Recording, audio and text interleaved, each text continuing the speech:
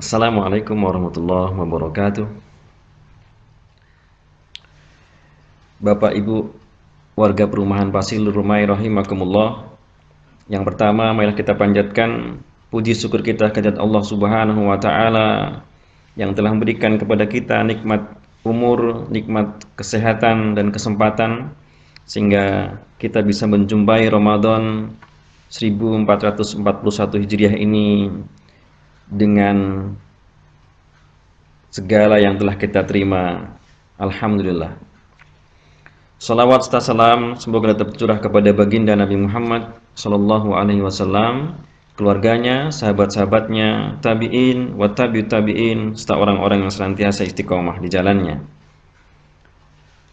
Bapak Ibu rahimakumullah, pada kesempatan kali ini kita akan bicara mengenai manisnya ilman. Pada satu hadis Rasulullah Shallallahu Alaihi Wasallam bersabda, "Salatun man kunna fihi wajada halawatal iman, ayyakuna Allah wa rasuluhu ahabba ilaihi mimma siwahuma, wa ayyuhibbal mar'a la yuhibbuhu illa lillahi, wa ayyakraha ayyauda fil kufr, kama yakrahu ayyukudzafa fin nar."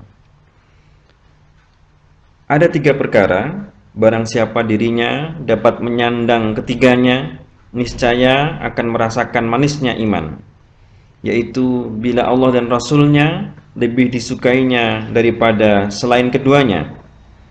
Bila ia menyukai seseorang, tidaklah ia menyukainya melainkan karena Allah, dan ia tidak suka kembali kepada kekafiran sebagaimana ia tidak suka bila dicampakkan ke dalam neraka. Hadis ini dikeluarkan oleh Imam Bukhari dan Imam Muslim. Hadis ini berbicara mengenai manisnya iman. Yang pertama adalah dia mencintai Allah dan Rasulnya ketimbang dirinya sendiri. Mencintai Allah dan Rasulnya adalah salah satu pokok dari beragama Islam. Kita harus mencintai keduanya melebihi cinta kepada diri kita sendiri. Cinta kepada Allah dan Rasulnya ini harus dimaknai dengan sebaik-baiknya. Misalnya saja, ketika kita saat ini sedang dilanda wabah penyakit virus corona, COVID-19, bagaimana cara kemudian kita mencintai Allah dan Rasulnya? Tentu ketika kita mencintai Allah dan Rasulnya, itu semua harus dilakukan dengan cara-cara yang diridhoi oleh Allah dan telah dicontohkan oleh Rasulullah Shallallahu Alaihi Wasallam. Tidaklah mungkin seorang itu mencintai Allah dan Rasulnya dengan caranya sendiri. Tidak bisa.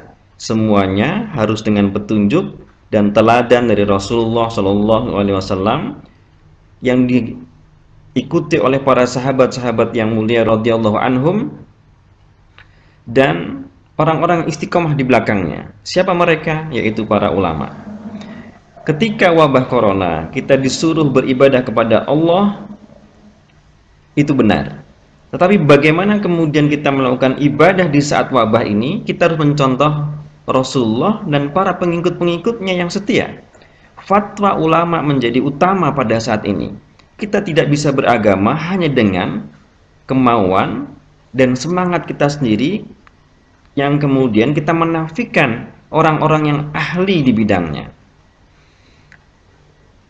Warga perumahan kaum muslimin rahimakumullah.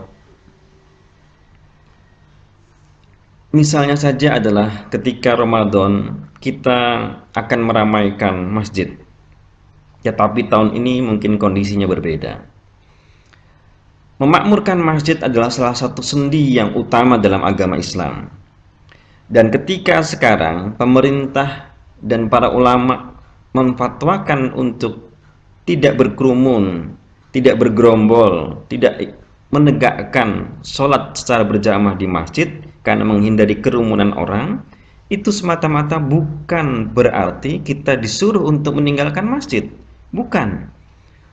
Itu semua dilakukan karena saat ini kita sedang berpindah dari satu amal di waktu normal kepada suatu ibadah di waktu wabah.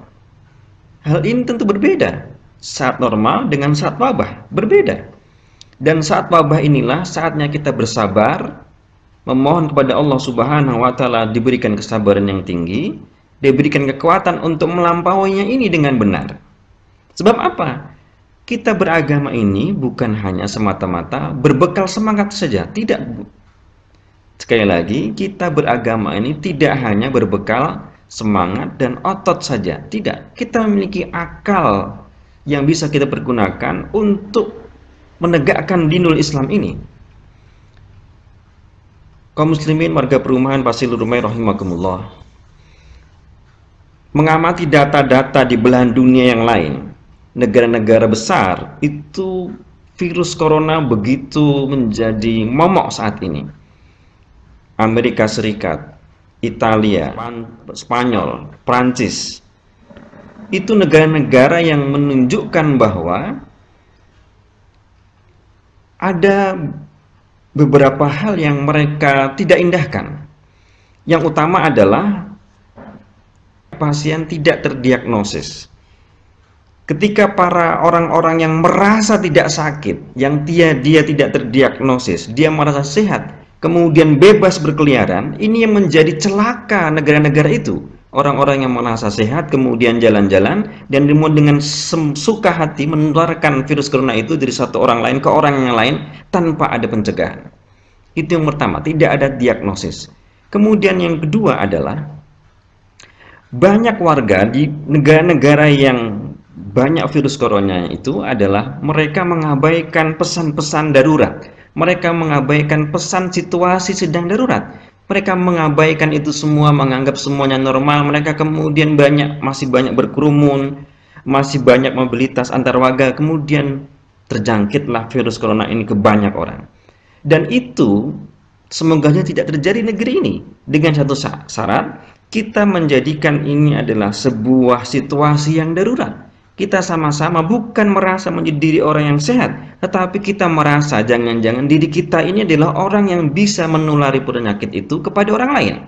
Itu adalah sikap terbaik dalam saat ini, dan itu didorong oleh pemerintah dan para ulama. Salah satunya adalah supaya kita untuk sementara tidak menegakkan sholat secara berjamaah di masjid-masjid kita.